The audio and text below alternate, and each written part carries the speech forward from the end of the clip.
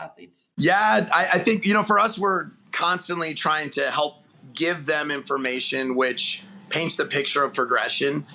And so when we're talking about the skill acquisition, it basically breaks down in different phases. And I think as coaches, as long as we can start understanding how these things work and how we're going through it's very, very, very valuable. And, so I think for us, the first part of that is like the rehearsal phase of making sure that kids can do the motions very slow. They're in control. They understand. They're starting to wire their brains. They're knowing what their body is doing.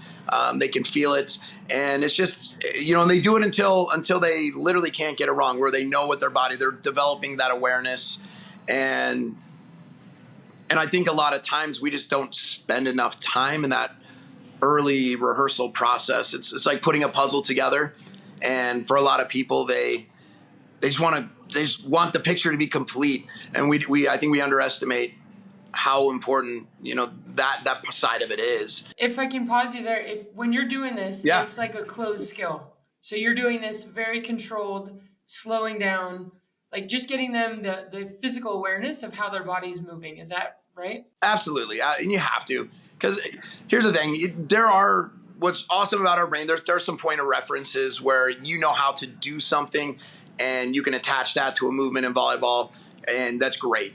But for a lot of kids, they're just, without gym classes being mandatory now in all the schools, a lot of these kids, they don't know what their bodies are doing.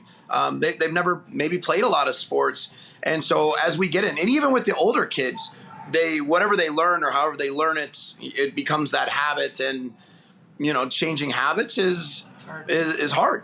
You have to really be committed and dedicated to creating new neural pathways that can overpower the previous ones.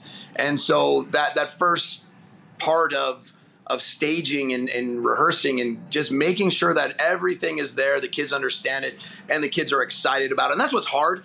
If you don't love it, you're really not probably going to want to do that. And so it's getting people who can understand that side and how important it is. Once I think that probably tends to start after they've decided I love this game. I want to get better at this game. It's so true. And I think that's when we can get them. And coaches that can, I think one gift and like why coaching's so hard, there's all this nuance, but it's a slow thing to learn. And even like passing, it's not like exciting to learn that. But if as a coach, if you're like, guys, if we get a little better at this, then this is where we're going. And it's so fun and helping them connect those dots early on. And I think you guys do that so well. And that's why when Matt talked about the ignition, for us, getting that ignition point where the kids do love the game, because you have to say, do you love it enough to train for it? Oof. That's what's really important, right? Because this first part of it is It's training. That's all it is. It's just training, right? You're teaching your body how to do some things. You're training. And then the next phase of it is, now can you practice what you've trained? And the practice side is still very fixed drills. You know what I mean? You're going through movement patterns. You're repeating things a lot. It is not open play yet. And can you do it? Can you do it again and again and again? The one for us, it's to the point of not can you do it till you get it right, is can you do it till you can't possibly get it wrong, right? So you have the different levels of consciousness, and where are you in your skill development, right? And so are you consciously incompetent, where this is what I should be doing but I can't do, to the point where we can get unconsciously competent, where you don't have to think about it. It's become a habit. And so the process is that training, that rehearsal side first, and then we have to practice and practice and practice and practice and practice. And that's another thing is, now the practice is a little bit more fun because it's more dynamic. You're moving a little bit. And then finally you get into the point where you can play. There are the variables. You don't know what's going to happen around you. And can you still execute in open play?